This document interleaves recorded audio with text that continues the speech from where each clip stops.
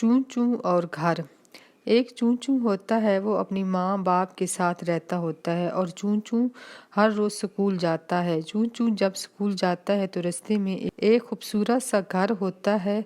वो अक्सर उसके दरवाजे की तरफ देखता जो हर वक्त बंद रहता था। चूं चूं को वो घर बहुत अच्छा लगता था।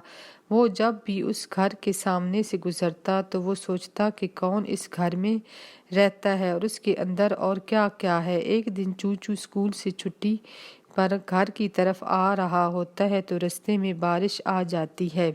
तो चूं चूं उस घर के दरवाजे के पास कुछ देर के लिए खड़ा हो जाता है और चूं चूं देखता है कि दरवाज़ा अंदर से खुला है। तो चूं चूं दरवाज़ा खोलकर अंदर देखने लगता है तो उसको एक खूबसूरत सा बाग नजर आता है जिसमें बहुत से फूल और दरख्त लगे हुए हैं।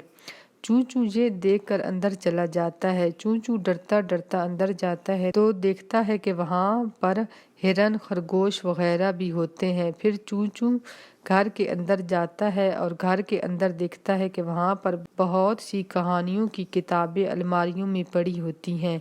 चूं चूं कहानी की किताब उठाता है तो उसको एक आवाज़ आती है कि कौन हो तुम। तो चूं चूं डर कर किताब फेंक देता है और पीछे मुड़कर देखता है तो एक बूढ़ी औरत खड़ी होती है और चूं चूं से कहती है कि तुम तो बारिश में भीग चुके हो, तुम कुछ देर आग के पास बैठ जाओ, तुमको सर्दी लग जाएगी। तो चूं चूं का कुछ डर खत्म होता है कि ये तो अच्छी इंसान है। फिर वो बूढ़ी औरत चूं चूं को कुछ खाने को देती है। फिर चूं चूं उस बुढ़िया औरत से पूछता है कि मैंने आपको कभी नहीं देखा, आप घर से नहीं निकलती, आप क्या करती हैं?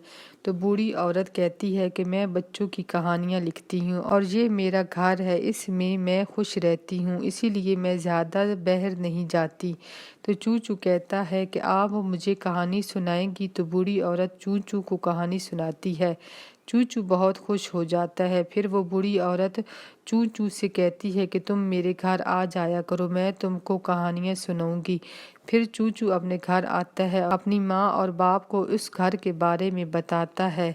फिर अपने दोस्तों को भी इस घर के बारे में बताता है। फिर चूं चूं और उसके दोस्त हर रोज़ छुट्टी वाले दिन इस घर में जाते, बाग में खेलते, हिरन और खरगोश के साथ और उस बूढ़ी औरत की कहानियाँ सुनते और वो औरत उनको अच्छी अच्छी कहानियाँ सुनाती और अच्छे अच्छे खाने भी खिलाती।